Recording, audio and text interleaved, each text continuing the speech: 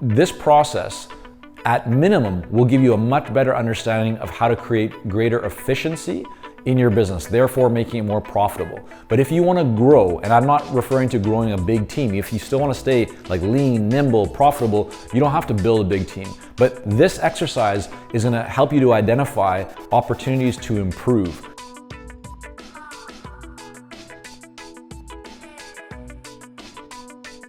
If you want to grow your consulting business, then what I'm about to share with you is going to be really helpful. At least I think so. Here's my experience about leveraging systems to grow multiple consulting businesses.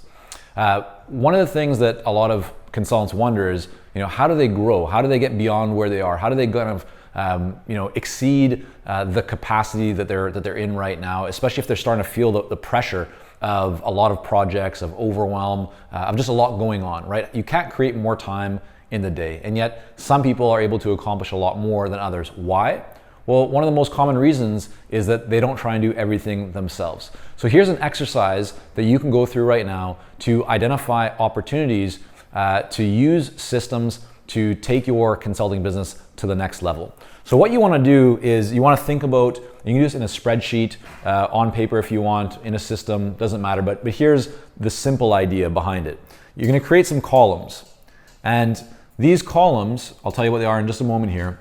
The first is for you to actually document, for you to take a full inventory of everything that happens in your business. So that might be from, breaking it down, let's say starting with your marketing, right? And then you might look at your sales components. You might look at delivery of your project, right? And then all kinds of other things. But even within your marketing, you're going to have multiple different areas. That might be creating content, writing books, a podcast. Your sales might be conversations, proposals, collecting, fees or things like that. Your delivery is every aspect from the start of a project through the delivery, like the middle phase to the completion of the project. So this is going to be a very extensive list. You're going to have things like operations, potentially, even if you are a solo independent consultant, you're still going to want to document all of this. And you might think that, I don't need to do this right now. Like I'm just a solo independent consultant, or I'm just a team of two. Here's the thing about it. This process, at minimum, will give you a much better understanding of how to create greater efficiency in your business, therefore making it more profitable. But if you want to grow, and I'm not referring to growing a big team, if you still want to stay like lean, nimble, profitable, you don't have to build a big team. But this exercise is going to help you to identify opportunities to improve, areas to optimize, to refine, and if you want to start to build more scale, more, achieve greater growth and just accomplish more, making a bigger impact, this is a really great starting point. So the idea behind this again is you list out kind of all the different categories and sections of your business. So another one here as an example might be finance, right? And within each one of these, you're going to have multiple sub-points, right? With delivery, you're going to have what do you do at the beginning of a project? What do you do in the middle of a project? What do you do at the end of a project? You might have a process for interviews, or there might be that you need to do some research or some design and presentations.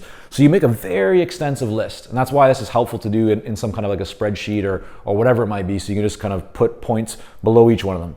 Now, once you've done that, the next step is for you to essentially assign a person to each one. And you can tell I'm an artist.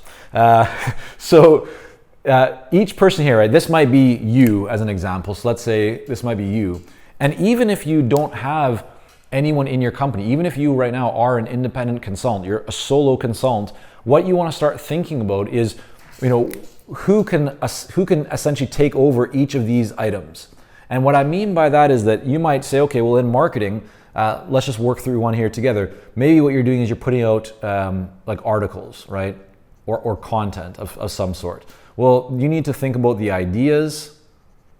You need to write it, to write the content or create it. You may need to design it and you need to promote it. So when you look at each one of these things, right, and that's just for one example, you might look at this and go, okay, what do I actually need to be doing here? And a lot of consultants, the reality is you're doing all of this yourself right now? Well, it's going to be hard for you to grow your business. It's going to be hard for you to spend a lot of time on strategy or on higher value activities if you are caught up in doing all these different things all at once. So then what you want to go is go through is take this inventory, then analyze and go, okay, what do I actually need to do myself? Where am I truly adding value? And that might be in this area right here where you say, okay, ideas, that needs to be me. The writing, the design, the promotion, maybe you say, okay, writing also needs to be me, but design, no, that could be somebody else over here. Promotion, that could be that same person. And you go through this list and you start saying, yeah, so I need someone that can do, let's call this the design person. This could be called like and so that might be social media, or let's just say a media person or a researcher or whatever, right? You figure out what the kind of the categories are of different people that you need to help you in your business. And as you go through your list, you then assign them. And so it's not that you necessarily need to have one person to do one thing. You might find someone that can do great design, some research, some promotion. They can be kind of a jack or Jill of many trades. Or you might find, okay, no, I need one person for design, and that's for doing updates on my website. That's for putting presentations for clients or for my own business, or updating my marketing materials. And then another person that's really good at social media promotion, or another person who's good at research, or another good person who's great at sending out emails for you, or working through your CRM, or doing interviews with clients, or conducting surveys, all that kind of stuff. But you want to think through who these different people are. And when you do this, what you're going to find is that you're typically doing way more than you should be doing yourself, right? You're getting lost and caught up in every small little task.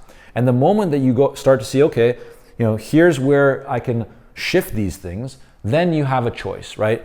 What you can do is, number one, you can look at it and go, is this item, is this kind of task, this activity, is it truly adding value to the business? If it isn't, then you delete it, you get rid of it. If it is, but it's not where you should be spending your time, then what you want to do is you want to delegate it. And you can either delegate it to a service that you are using online. It might be a tool, an automation, a technology. It might be some kind of an agency that you are going to get help with that thing. It might be that you are finding a freelancer or a contractor to help you. Or it might be that you bring in a full-time employee or a person full-time to help you. There's many different ways. It doesn't have to be about building a big full-time team with a lot of employees and a lot of overhead and a lot of infrastructure. Most consultants don't need that. Most consultants don't want that. You might, that's fine. But what I'm getting at here is that you don't need to make massive, big investments that water down your margin. You can remain very profitable, very lean, but what ends up happening is as you go through, you go, oh yeah, this person can do this thing here, they can do this thing here, they can do this thing here. Okay, I need to do these things only over here, right? And you end up then with a really nice kind of inventory of every aspect of your business, and you become very clear on where you are adding the most value, where you should be focused. And you also are then able to identify and go, okay, we have 10 things that need to happen in the business, and we definitely need to keep them. They're critical for the operation of the business, but they're not the right thing for me. They're not things that I enjoy. They're not things that I'm necessarily good at, or they're just not things that are truly adding value for the business, and my time should be spent in these other areas. And now once you know that, then you can go out and you can find the right people to help you with those areas. So that's how you start using systems to scale, to grow, to achieve more, to make a greater impact. It's also how you move forward in your business without feeling overwhelmed all the time, without feeling like there's not enough time in the day. And so this is a starting point kind of exercise I would highly encourage you to go through, because when you have that, it's going to give you so much more power. You're going to be able to make much better decisions. You're going to be able to think about the future of your business in a way where you truly feel fulfilled, because you don't need to spend all of your time doing things that you don't enjoy or that are dragging down your energy. Instead, you can shift that focus to other people who probably enjoy that work and would love to do it, and get it onto their plates off of yours, so that you can spend your time really focused on the areas in your business where you can add the most value. So there you have it. That's the process that I'd recommend. It's a process we've gone through internally multiple times, and it's one that you want to keep doing over and over as you look to make more strategic shifts and decisions, and build your team and grow your business without feeling overwhelmed, but instead really feeling a lot more joy and fulfillment in your life and as a result, growing your business in a much more meaningful way. Be sure to hit the subscribe button or the follow button if you're on LinkedIn. And as always, reach out, let us know how you're finding these videos, if you're enjoying them, or if there's any topic that you'd like us to explore, any challenge that you're currently facing where we can help. We'd be happy to.